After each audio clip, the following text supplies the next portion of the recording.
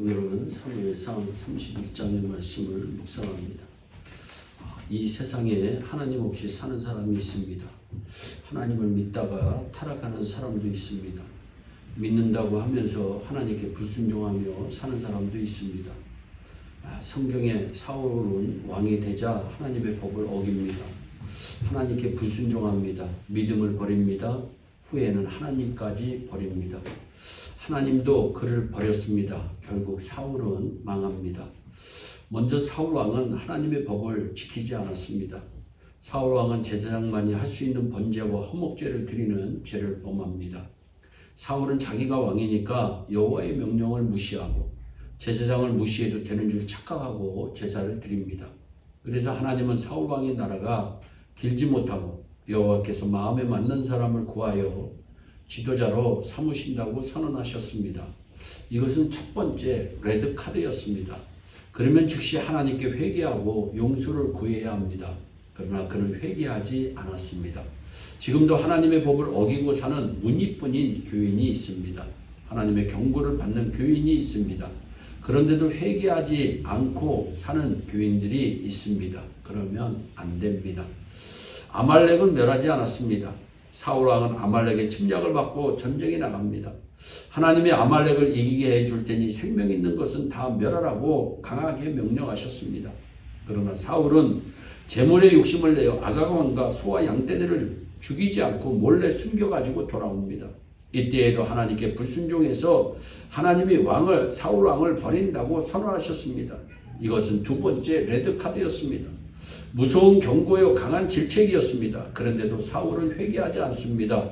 지금도 불의한 재물을 탐내는 교인이 있습니다. 안 됩니다. 회개해야 합니다.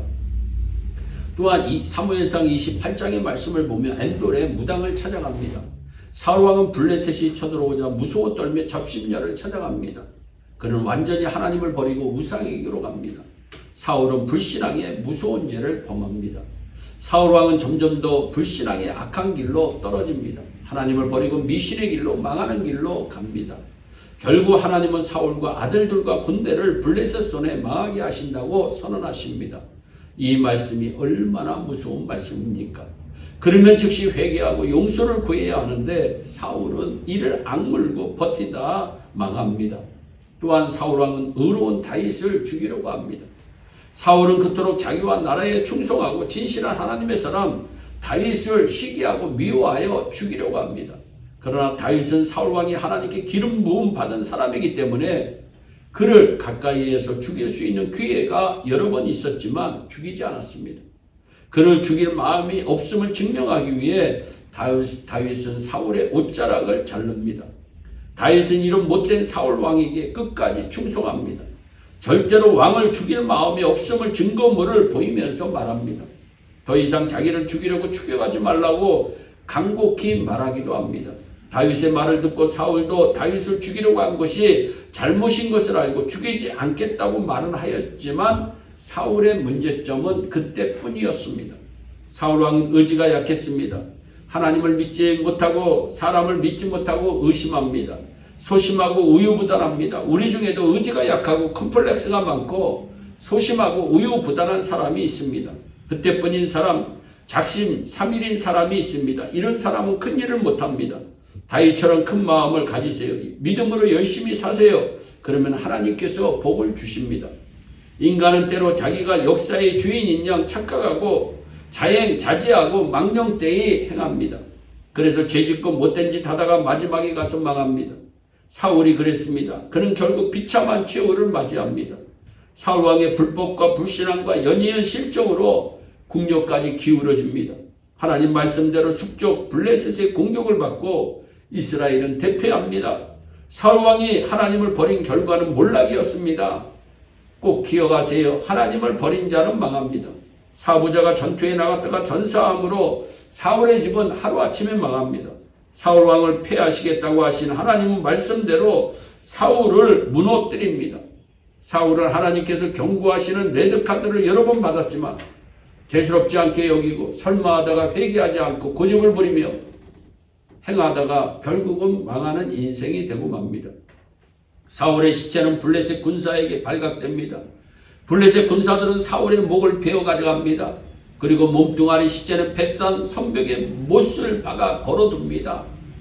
하나님을 떠난 자의 최후가 너무나도 비참합니다.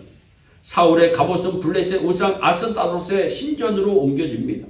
이스라엘 왕 사울의 갑옷이 우상의 신전에 놓여 있다는 것은 이방신을 믿는 자에게 하나님을 믿는 자가 패했다는 것을 상징적으로 표현하고 있습니다. 이는 택한 백성이 범죄하여 하나님의 영광을 가리웠기 때문입니다. 길르앗 야베스 사람들은 밤중에 몰래 사울의 시체를 가져다가 장사 지내줍니다. 이들은 과거 암몬 족속의 공격을 받을 때 사울의 도움으로 위기를 면한 적이 있었습니다. 그래서 그들은 그 은혜를 갚기 위해 사울의 시체를 수습하여 장사를 지내줍니다. 아베 야베스 사람들은 은혜를 갚을 줄 아는 사람들이었습니다. 길르앗 야베스 사람들은 사울을 장사한 후 일주일을 금식하며 슬퍼까지 합니다.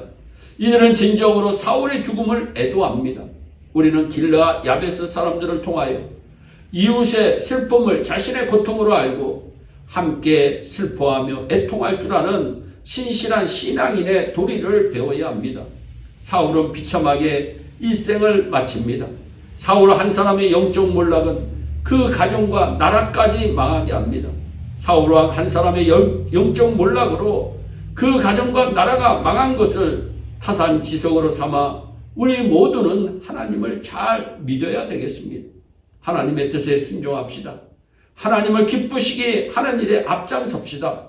그래서 잘되고 잘되는 성도님들과 여러분들의 가문이 되기를 주 예수 그리스도의 이름으로 축원합니다.